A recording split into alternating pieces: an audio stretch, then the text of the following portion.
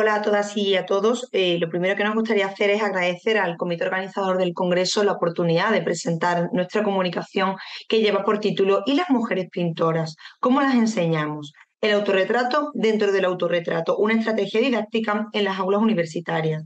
En ella vamos a hacer un breve recorrido por dos actividades que hemos realizado en nuestras asignaturas, concretamente en el ámbito de la historia del arte y de la didáctica de las ciencias sociales, donde el aprendizaje activo y cooperativo en el aula ha sido el gran protagonista.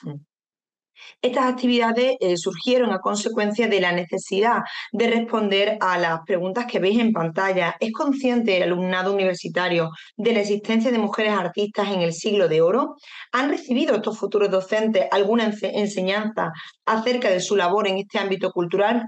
¿Cómo podemos utilizar esta información para contribuir a su formación? Por ello, durante la primera toma de contacto en las sesiones iniciales de las asignaturas que planteamos y que estamos impartiendo, se plantean las siguientes cuestiones. ¿Qué papel tuvo la mujer en el contexto sociocultural de la Edad Moderna? ¿Conoces alguna famosa artista de esta u otra época?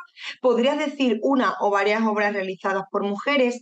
Al analizar las respuestas obtenidas por parte del alumnado, que en su mayoría desconocen el nombre de artistas mujeres en la historia del arte, salvo una excepción, Frida Kahlo siempre, y también aquellos que conocen algunos nombres, pues no las ubican del todo en un contexto determinado porque las han estudiado en asignaturas de género y no insertadas en otras asignaturas en sus contextos reales y junto a sus compañeros varones, pues nos percatamos de que esta transmisión de conocimiento se está llevando a cabo de forma sesgada y tenía que ser propuesta de otra forma, ¿no? Porque eso supone que los contenidos curriculares se siguen presentando con grandes lagunas.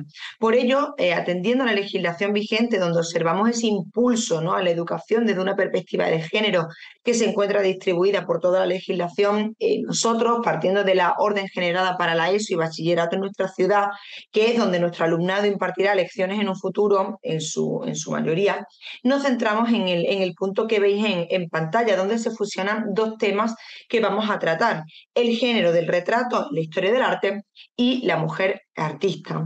Por ello, decidimos recurrir a distintas metodologías, entre ellas el aprendizaje basado en la investigación y el aprendizaje basado en retos, centradas en la organización del trabajo en el aula, que hacen que el alumnado sea el responsable de su aprendizaje y promueve una mayor reflexión y control del mismo, pues tienen que buscar, seleccionar, organizar y valorar la información, comprenderlo, incluso en su faceta más abstracta.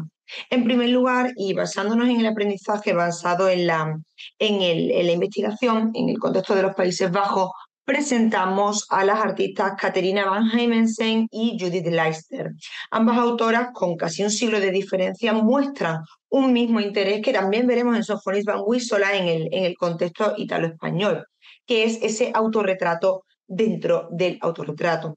Estas mujeres, en muchas de sus composiciones, no solo se retratan a sí mismas en el acto de pintar, sino que muestran también en el lienzo su propia imagen, es decir, un doble retrato. En ese sentido, no tenemos constancia de que un artista hombre realizara esta práctica hasta Johannes Gumm, que veis en pantalla, en 1646, ¿no?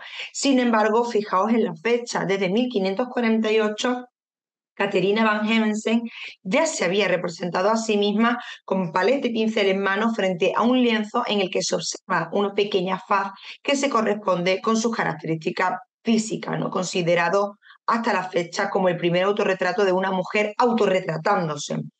En la misma línea se sitúa Judith Leister, que, admirada y reconocida en su época, formó parte del gremio de pintores. Lo interesante es que entre su producción se halla un autorretrato que realizó en 1630 para acceder a la Guilda de San Lucas, en el que la pintora se muestra frente a un lienzo en el que aparece un violinista. Aparentemente este sería un autorretrato más, pero la radiografía evidencia que existe un enorme pentimento por parte de esta neerlandesa, porque en un primer intento lo que protagonizaba la pintura era su propio autorretrato. Nuevamente un doble retrato, un doble autorretrato aparece vinculado a una mujer. ¿Por qué decidió modificar su lienzo? ¿Consideraba quizás que era demasiado pretencioso para su entrada en la academia?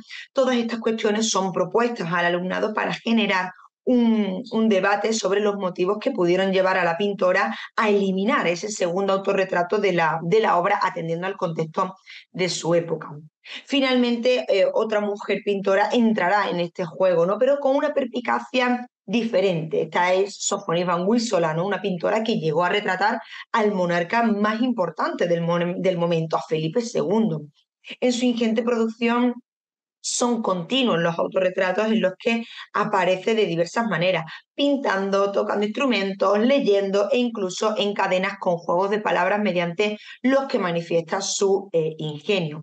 Llegados a este punto, resulta necesario atender a una de las piezas más magníficas de su producción, Bernardino Campi pintando a Sofonisba Anguissola.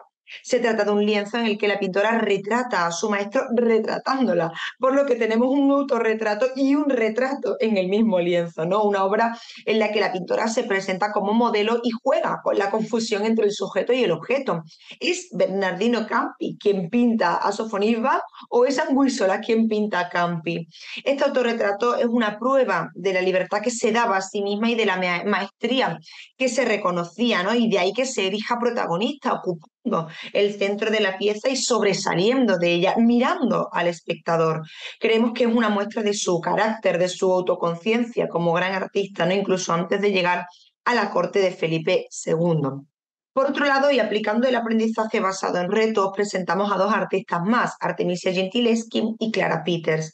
Los alumnos deben responder a la siguiente pregunta: ¿cuáles son los juegos de ingenio a los que recurren estas pintoras al retratarse?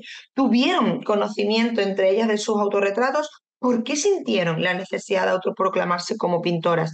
¿Cuál es el método que emplean? En ese aspecto, Clara Peters, renovadora del género del bodegón y artista que pinta desde el orgullo de saberse mujer artista, nos ofrece unas posibilidades didácticas cautivadoras, pues la pintora flamenca se introduce en sus bodegones de diversas formas. Por un lado, grabando su nombre en los cuchillos que se apoyan sobre las mesas en primer plano, y por otro, a través de la inicial de su apellido, ¿no? Plasmada en distintos alimentos. No obstante, la manera más peculiar y fascinante de dejar su huella en sus lienzos es mediante el autorretrato oculto. A diferencia de otros pintores que se introducían en sus obras, esto no es nada nuevo, ¿no? Tenemos a Van Eyck, que es el más famoso, ¿no? Con su autorretrato en ese espejo del matrimonio Arnolfini.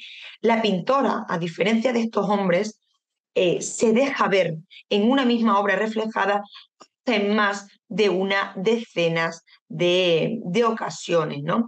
Y si Peters aparece camuflada en los reflejos de sus bodegones, una contemporánea suya se expondrá descaradamente en su obra, Artemisia Gentileschi, que es quizá pues, la artista más conocida de la Edad Moderna, aunque desgraciadamente en la mayoría de los casos por la violación que sufrió por parte de su maestro.